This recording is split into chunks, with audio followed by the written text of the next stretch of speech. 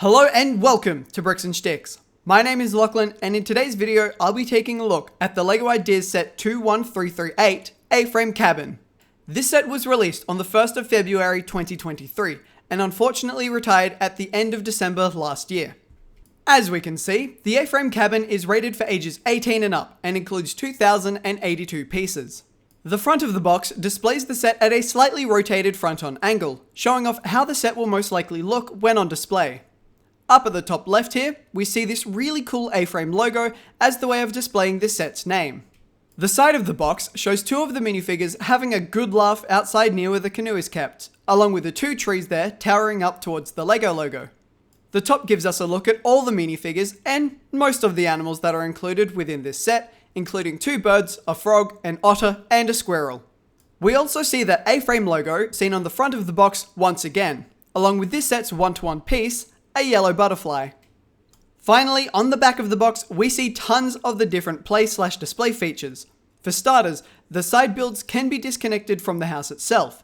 The walls and the top floor of the house can be taken off too, plus heaps of smaller extra details scattered everywhere. Here at the back, we also see the dimensions of the build, coming in at 28 centimeters tall and 44 centimeters wide. Something that isn't shown on the back here though, is how deep the set is, coming in at 22 centimeters.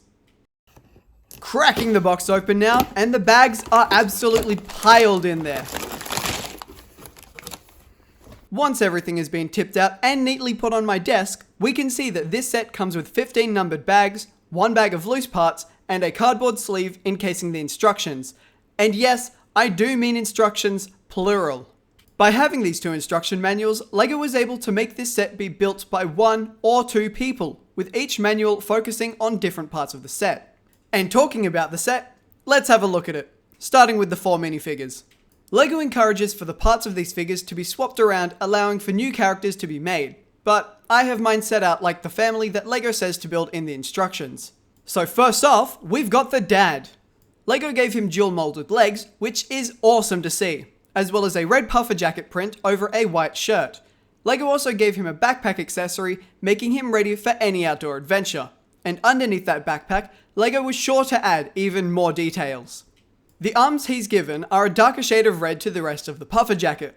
It doesn't look too bad by any means, especially not in person, but it's just an interesting design choice that I wanted to point out. Another interesting design choice that I wanted to point out is the face print. At a glance, it looks like your typical minifigure head, but upon closer inspection, we see a little black curve under his mustache. At first when I saw this, I thought it might have just been a printing error, but from what I can find, this is how he is meant to look. And I can't tell if it's a crooked smile, or a toothpick, or something else, but I guess it's just something that can be left up to the imagination. He also has a secondary and very joyous face print alongside generic minifigure hairpiece number 1 in dark brown. Next up, we've got the mum, and unfortunately, I seem to have lost most of the footage I took for her, so I'm gonna have to do the best I can with what I've got. LEGO gave her solid dark green legs, with a nice tan knitted sweater.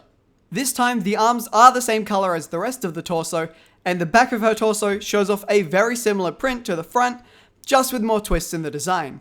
Her face is pretty standard, being used in around 15 sets, with her main print looking quite happy, and an alternate face print looking like she's locked in with whatever she's doing. The image you're seeing now is from the Bricktoygrapher. The link to his Instagram will be linked below in the description if you'd like to see more of his awesome photos. Moving on to the son now, and he's given solid light blue legs, with what looks to be a puffer jacket vest over the top of a light pink shirt. I quite like the little tree logo on the vest, implying that he got it from an outdoor adventure store in the LEGO world. The back of his torso also does have some printing, though it is quite minimalistic. And wouldn't you know it, but he has two face prints. The first of which looks as though he's having a pretty good time in the great outdoors, and the other looking like he never wants to go outside again. Finally, moving on to the daughter, LEGO gave her dual molded legs, the same ones that we see on the Admiral Yularen minifigure from the $1,000 Star Wars UCS Venator. Her torso is of a light blue knitted sweater, maybe her mum made it for her. The sweater has some awesome printing on it, both on the front and on the back, though from what I can tell, both sides have the exact same printing. LEGO also gave her a dark blue satchel/purse. Like all the other minifigures in this set, she has two face prints. The first of which being a calm but happy expression, and on the other side, she's having quite a good laugh. I'm quite a fan of this minifigure selection, and since this is an 18 plus set, I'm glad that LEGO included some dual molded legs, though I do have to admit it would have been nice to have seen some arm printing here. But that's enough of the minifigures, it's time to look at the build itself. The final build looks so good, with or without minifigures in the scene. The build is comprised of 3 main sections: the woodstock, the river, and the house itself. And I'll take a look at each section in that very order. So, starting with the woodstock, this is the smallest of the 3 builds, consisting of a little shelter for the wood to be stored, a barrel holding an axe and a stick, a tree, and of course, a little bit of ground for a minifigure to stand on. The way LEGO got the angles on the wood shelter is quite simple. They simply used these slope pieces and a little hinge piece on the back of the roof. Also, all the wood is being held on from the back, allowing them to sit perfectly and me not having to worry about them when moving this set. Though the woodstock itself is arguably the most notable part of this section, it certainly isn't the most eye-catching. That would have to be the tree.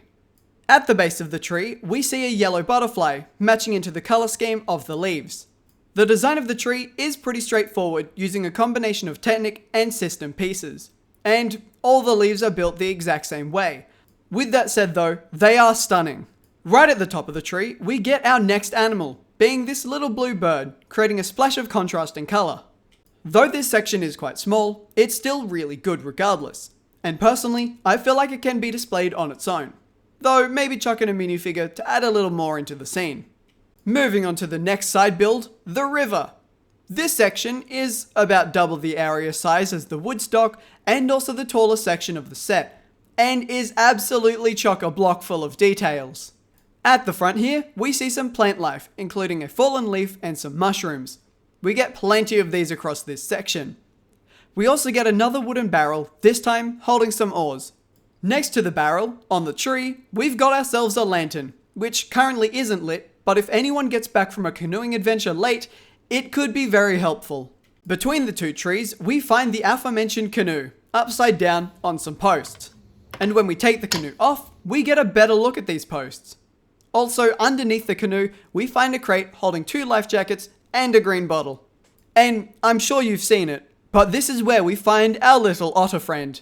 And if we move across to where the stream starts, well, firstly, we find some really cool techniques being used to show the water movement, but secondly, and arguably more importantly, we get a frog.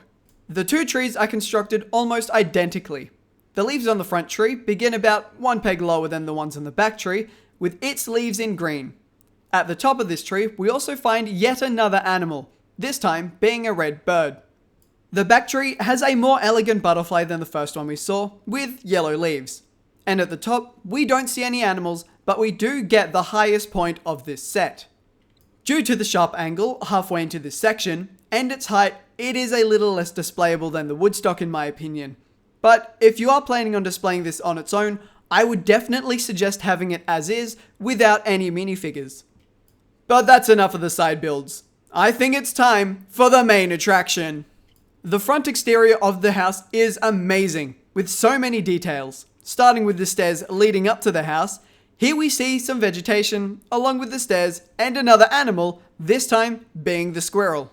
If we turn our attention to the side for a minute, we find ourselves looking at a really nice stone wall, with another butterfly found at the right hand side. And to get this wall to look as nice as it does, LEGO uses a very worthy piece, being none other than Thor's hammer. Moving up onto the balcony now, we see a small bench with a mug and a lamp resting on the left.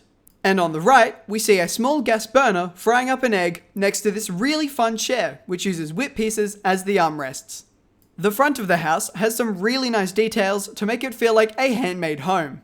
For starters, LEGO utilized showing studs, as well as indenting and outdenting some parts. We also see printed tiles above every window to act as a bit of extra support. A small bird box can be seen, which I think might be a little too small to hold the 2 birds we get in this set. We also see 1 more butterfly and 2 transparent studs beside the door to act as lights that have been turned off. But now, I think it's time we check out the interior. Oh, right, I need to take the side panels off and top floor to show the inside. There we go. Taking these panels on and off is quite simple, as they are only held on by some grooves and gravity. And the top floor is just as easy to take off, as it is only held in by a total of 8 studs. Moving down into the living space, we can immediately see that there is a lot going on, including a fireplace with some small cuts of wood, a kitchen, and a seating area. If we turn around and look at the entrance, we can see a fun little sign hung above the door, with a Lego welcome mat at its base. We also get a guitar, more wood, and an umbrella holder for those rainy days. Above the raincoat holder, Lego included a small coat hanger, which I think is really nice. If we look to the right of the door, we can see a small place to seat a minifigure so they can get some writing done. The typewriter here is a reference to the Lego typewriter set. We also get a simple but very effective set of drawers and a newspaper with the front cover talking about a donut thief. I don't think this newspaper is a reference to anything in particular, and more so a funny joke. But if it is, please do let me know in the comments down below. Within the kitchen, we find just as many details as in the other parts of this house. For starters, the tap is created using a revolver. Next to the sink, we find a carton of milk, which I'm not too sure how long it's been left out for. Maybe don't drink from it. Plus, we also see a few things you would expect to see in a kitchen. One last thing I wanted to point out here though, is the fact that the range hood above the stove is made by using a car spoiler element. To the left of the door, we find a cozy seating area with red and blue couches, a record player, and plenty of crystals to go around. Next to the red chair, we can see another newspaper, this time showing an image of a very old police minifigure. At the bottom of the stairs, we find a few knickknacks, and if we head up the stairs and put the second floor back on, we're met once again with even more details. Also, please ignore the fact that I completely messed up the alignment here and did not realize for a good hot minute. On one side of the bed, we find a mighty camera, just left on the floor, as well as a mug and a compass that have been carefully left on the bedside table. And on the other nightstand, we find a rather tall candle and another crystal. I have a slight feeling that this family might like crystals. At the end of the bed, there is even more. On the ground, we see a mat partially covered by the bed covers, and if we move those out of the way, we can see that the mat leads to somewhere in the water. It's a little odd. Against the wall, we find another reference to yet another Lego set, this time being the 2019 treehouse.